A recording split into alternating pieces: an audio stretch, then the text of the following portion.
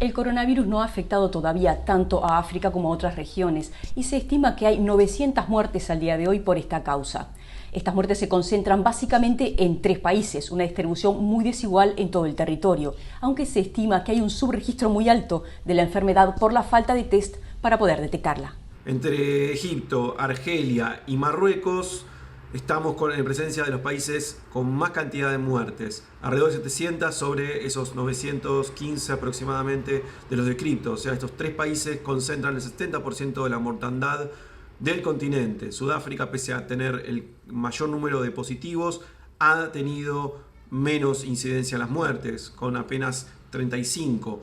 Entonces, estos 4 países son de alguna forma los mejor preparados para hacer frente a la enfermedad por sus sistemas sanitarios, médicos, y han podido también hacer más test, lo cual indica que las cifras pudieran ser globalmente en África más altas a falta de test y de condiciones médicas adecuadas en la mayoría de los casos. En África, como en otras regiones, pero particularmente en África, el coronavirus se suma a otros problemas ya existentes de por sí muy graves. Por ejemplo, otras enfermedades, como el ébola o la malaria.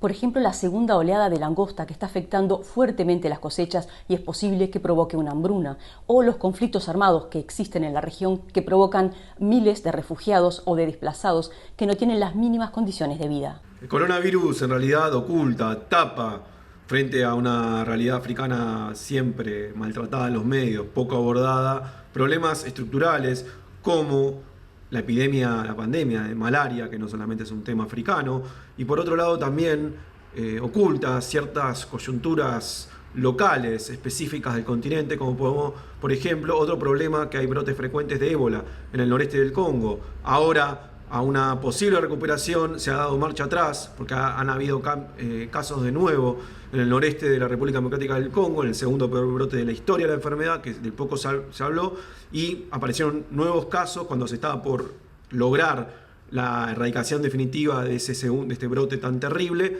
que se suma a la realidad de la llegada del coronavirus a este país centroafricano. Por otra parte, Burkina Faso, hay 840.000 personas desplazadas por la situación de violencia que sufre sobre todo este país en su zona norte, este país de África Occidental. Entonces, 840.000 personas que están desplazadas en condiciones casi, podemos llamar, infrahumanas, se suma el gran problema de la llegada del coronavirus a esta región del país. Entonces, a la llegada de esta enfermedad, algo tan básico como decía antes, la prevención, el cuidado del lavado de manos, es imposible. Para millones de personas acceder a los cuidados básicos es imposible. Cuando se habla de confinamiento en sus casas, cuando se habla de lavado frecuente de manos o cuando se habla de usar mascarillas, le hablamos a personas que tienen estas condiciones. Hay millones que no tienen casa o no tienen ni siquiera acceso al agua. En África hay datos positivos sobre el coronavirus, por ejemplo, 3.500 casos recuperados, con lo cual los 17.000 que les indicaba antes son activos. Pero hay datos preocupantes a nivel global. Hay 3.000 millones de personas que no logran lavarse las manos, que es la recomendación básica con agua y jabón de la Organización Mundial de Salud. Eso también se refleja en el África subsahariana.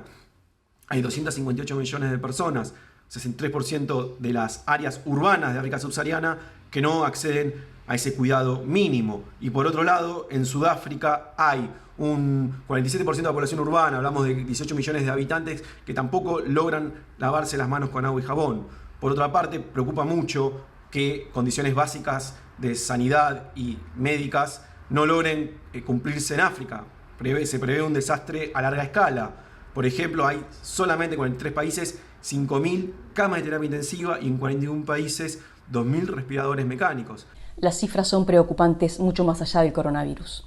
También la economía se verá afectada y se estima que se perderán 20 millones de empleos.